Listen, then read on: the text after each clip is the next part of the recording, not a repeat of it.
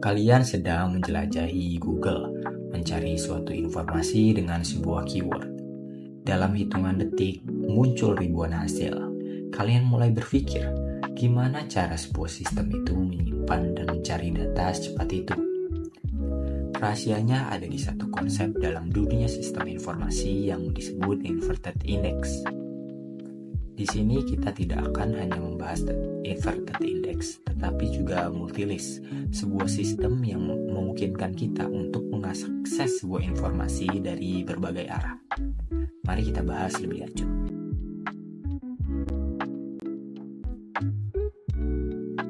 Bayangin kalian punya ribuan dokumen dan kalian ingin mencari sebuah dokumen yang mengandung kata kucing. Jika dilakukan secara manual, bayangkan berapa banyak waktu dan effort yang kita buang untuk mencari dokumen itu. Jika mencari sebuah kata dalam dokumen itu seperti mencari harta karun, inverted index adalah treasure map-nya. Daripada cari satu-satu, kalian langsung ke hidden cave-nya. Bayangin berapa lama waktu dan effort yang kalian hemat. Bahkan dalam sebuah tes yang dilakukan oleh Apache Doris, mengquery informasi lebih cepat 30 kali menggunakan inverted index daripada yang tidak. Nah, sekarang kalian sudah memiliki bayangan tentang apa itu inverted index dan seberapa pentingnya itu. Maka kita akan bahas lebih lanjut tentang inverted index.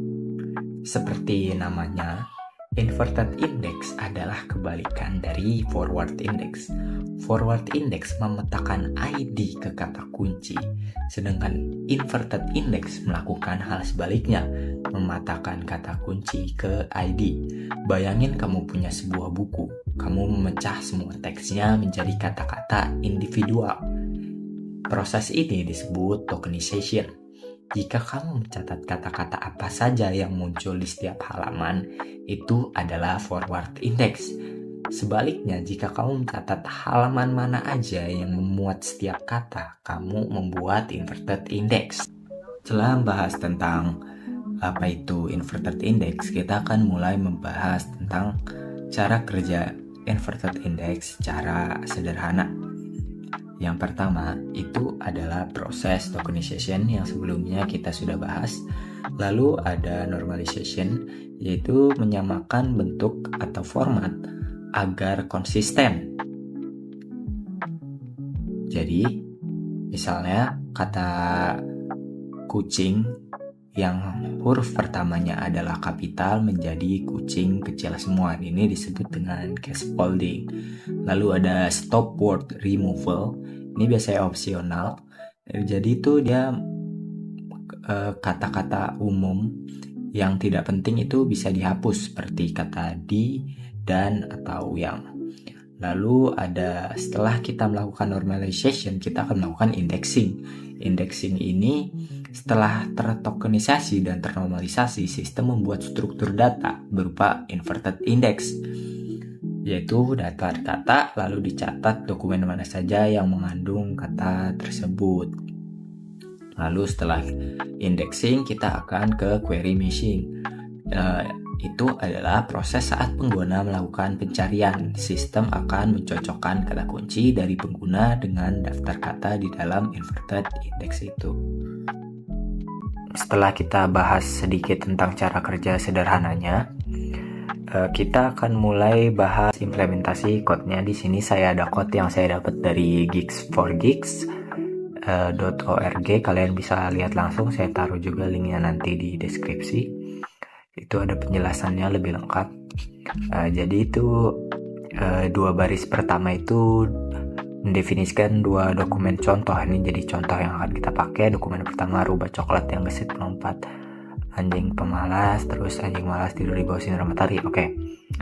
Terus kita ini ya, langkah pertamanya itu adalah tokenisasi dokumen. Jadi ubah setiap dokumen menjadi huruf kecil dan pisahkan menjadi kata-kata. Nah, terus yang keduanya kita buat kamus kosong untuk menyimpan indeks terbalik. Lalu ulangi setiap istilah dalam daftar istilah unik.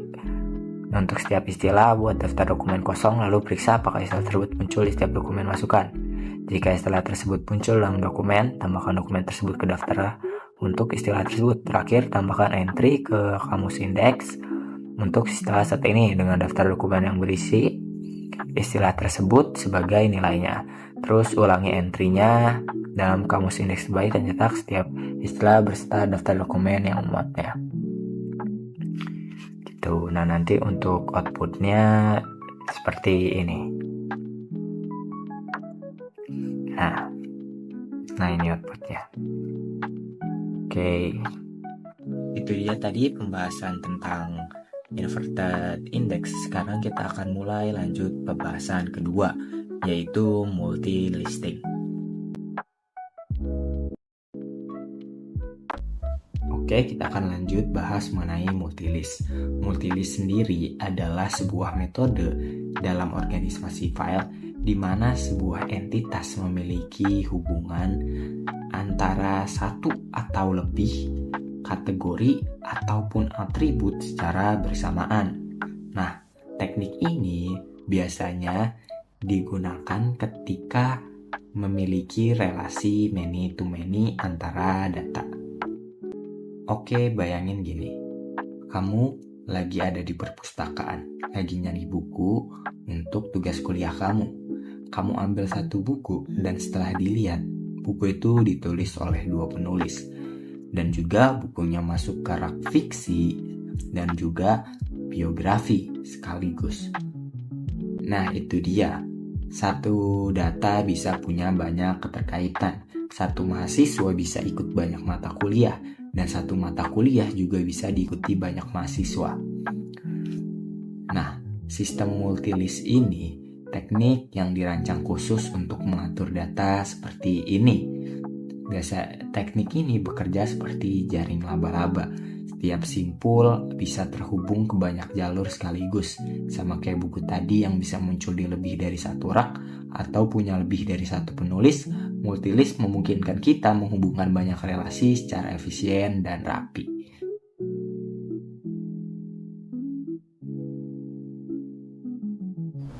Itu tadi gambaran singkat mengenai multilist file. Teknik ini sebenarnya sangat kompleks tetapi sangat powerful jika diaplikasikan ke dunia nyata. Materi ini akan menjadi penutup di video ini. Semoga informasi yang saya sampaikan bisa berguna untuk teman-teman sekalian. Yang saya berikan hanyalah tip of the iceberg, kalian bisa explore lagi sendiri. Saya Ibnu Firdaus Rahman dari Universitas Gunadarma. Sekian, terima kasih.